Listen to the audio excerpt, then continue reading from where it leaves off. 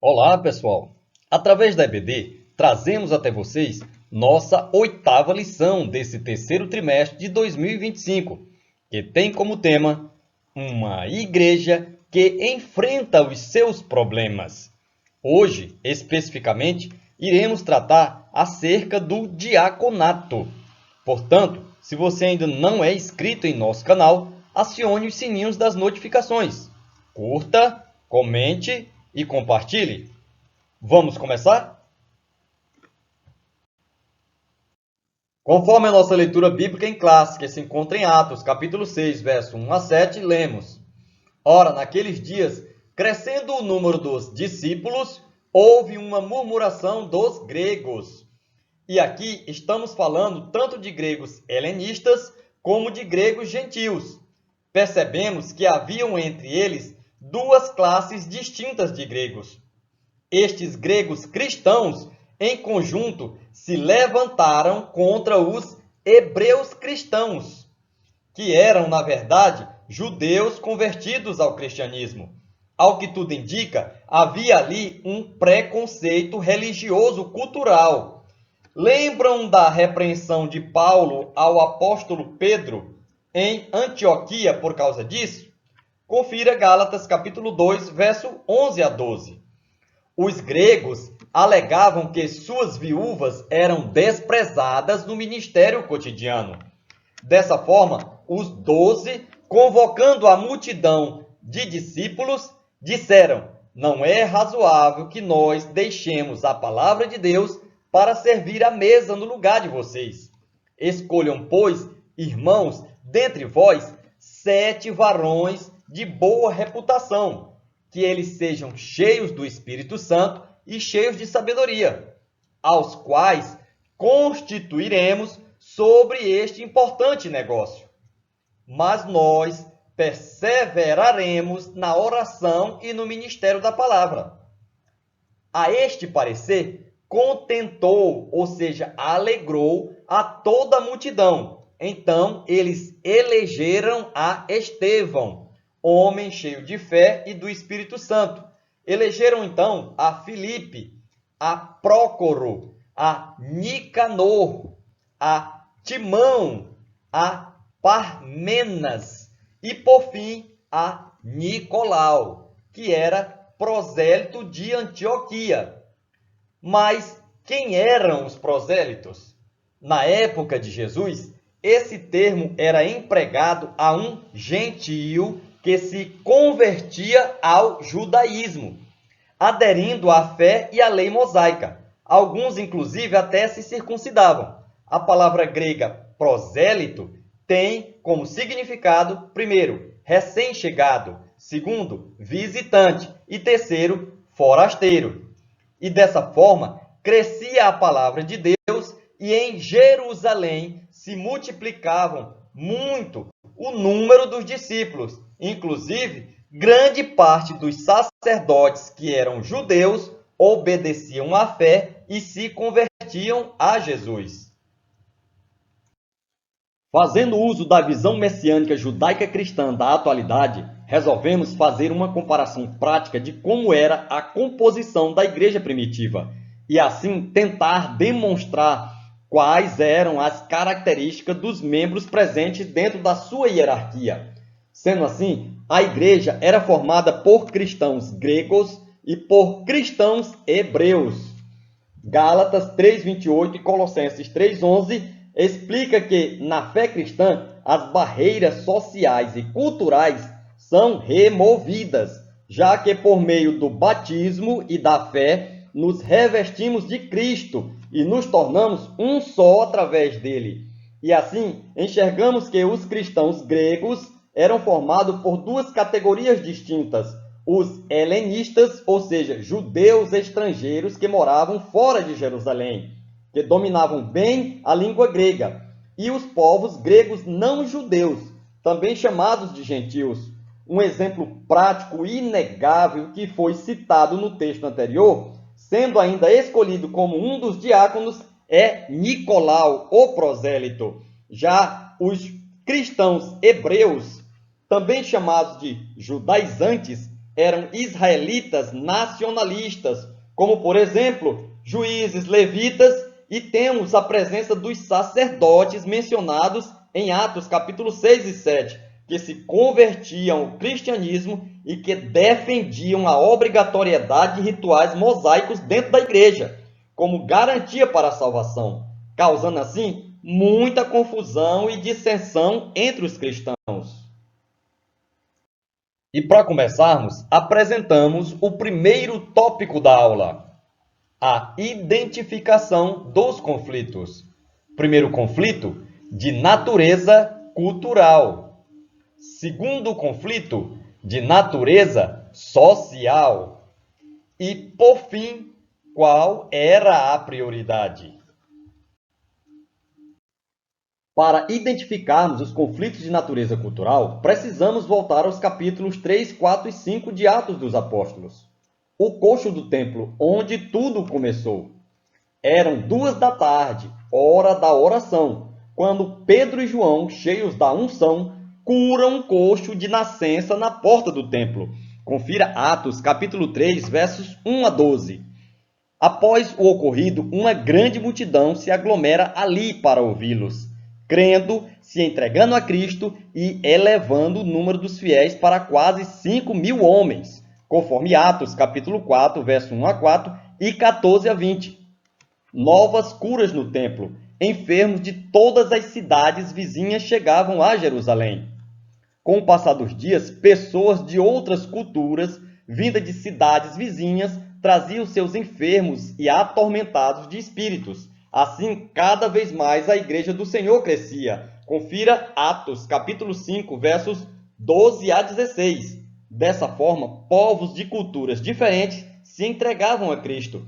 Assim, a igreja em Jerusalém crescia de forma exponencial e se expandia aceleradamente, causando ciúme entre os judeus tradicionais.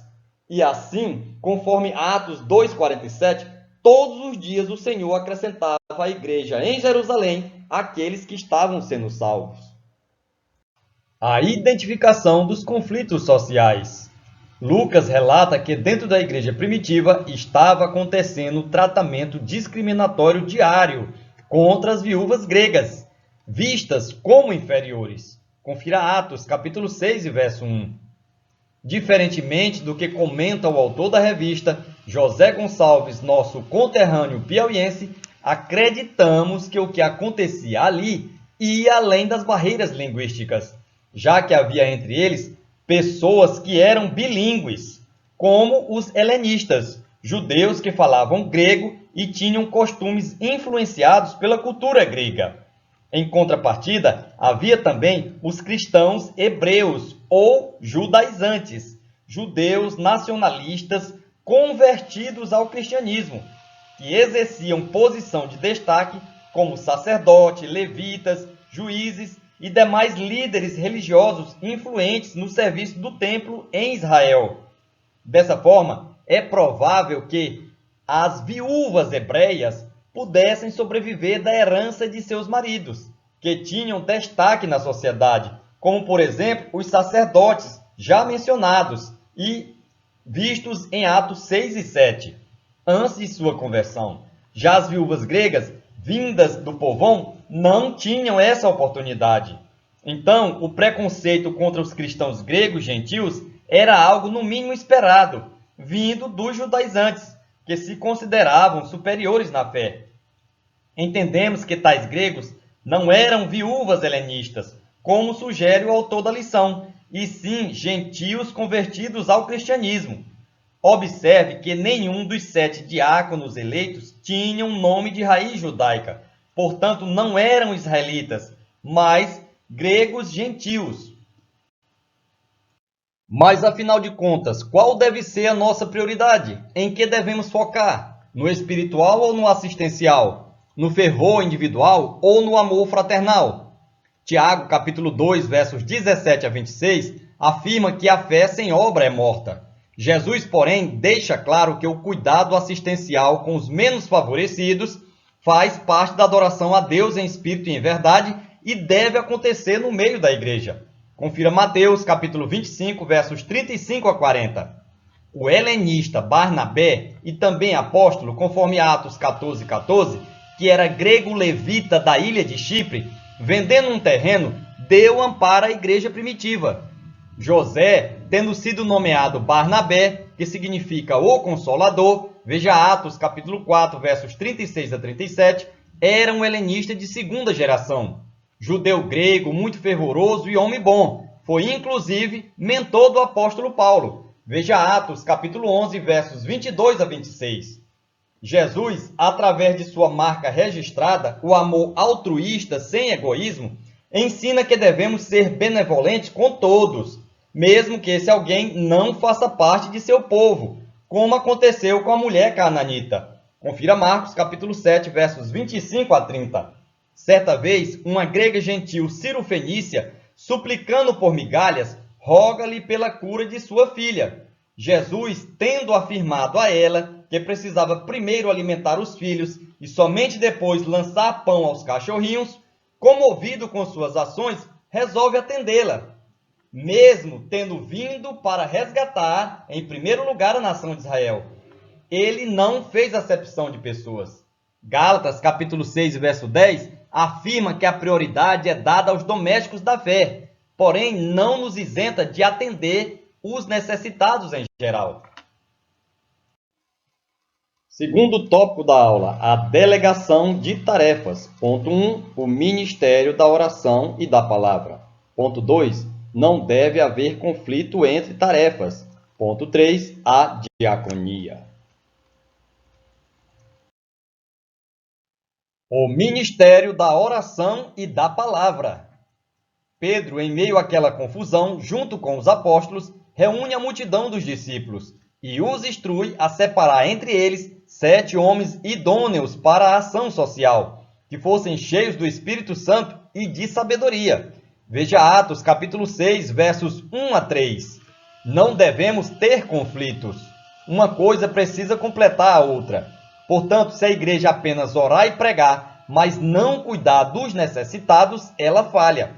Da mesma forma, se ela se tornar apenas um centro social, falhará também.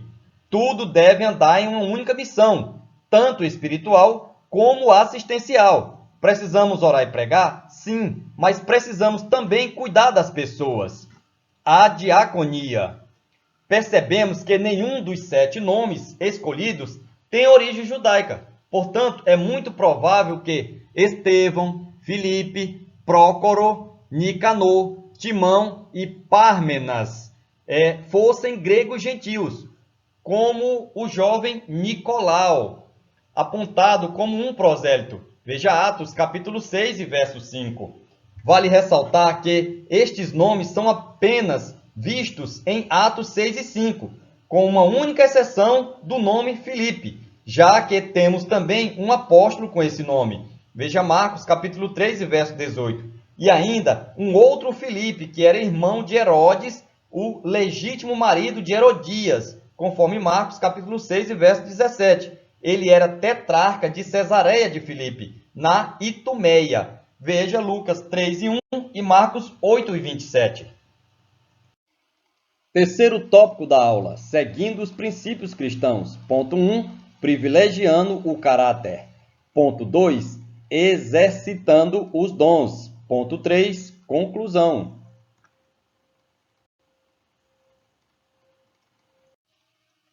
Privilegiando o caráter. O padrão moral era requisito indispensável para o exercício de qualquer ofício na igreja primitiva. Quem nunca ouviu falar do casal Ananias e Safira, que por inveja ao ato de Barnabé e o desejo de ter maior visibilidade na igreja, se utilizou do engano, com falsas narrativas, tentando driblar os apóstolos através de uma oferta mentirosa e fraudulenta. Confira Atos, capítulo 5, versos 1 a 6. A ordem de seleção para a identificação dos 7 diáconos, repassada pelos apóstolos à igreja, era específica. Os critérios exigidos na escolha daqueles que exerceriam serviços ministeriais envolvia ter desde um bom caráter, ser sábio, ser cheio do Espírito Santo e ter na sociedade uma boa reputação. Confira Atos capítulo 6 e versos 3. Exercitando os dons, Estevão era eloquente e destemido. Os milagres e a sabedoria com que pregava eram tão extraordinários que atraía os doutores da lei, das sinagogas de várias regiões. Estes disputavam em debate contra Estevão, mas ninguém conseguia resisti-lo. Veja Atos capítulo 6, versos 8 a 10. Por causa disso, levaram-no aos tribunais, criaram acusações falsas para incriminá-lo e, por fim, com o apoio de Saulo de Tarso, decidiram apedrejá-lo. Veja Atos capítulo 7, versos 55 a 60. Após a grande perseguição aos cristãos realizada por Saulo, Filipe segue para Samaria, de onde Deus o envia ao deserto a pregar para um eunuco da Etiópia. E assim, tendo subido em sua carruagem e tendo pregado e ensinado por horas, chegando próximo a Gaza, encontram água e o batiza. Então Deus o teletransporta por 30 quilômetros até a região de Azoto. Veja Atos capítulo 8, versos 26 a 40. Precisamos mencionar que a extensão do território de Gaza é de 41 quilômetros de comprimento. Portanto, para preservar a vida de Filipe, Deus o transporta para fora daquela área de conflitos onde habitavam os filisteus, inimigos de Israel. E por fim, chegamos à nossa conclusão. Então, parafraseando Marcos 10:45, lemos: Pois o Filho do Homem não veio aqui para receber uma coroa e um trono terreno, sendo servido. Porém, ele veio para exercer a diaconia, ou seja, para servir, e assim poder oferecer sua vida em favor de muitos. João 13:15 diz: Como eu vos fiz, façais vós também. Pessoal, chegamos ao fim da nossa apresentação. Esperamos assim ter contribuído com o vosso crescimento bíblico e espiritual. Que Deus abençoe a todos.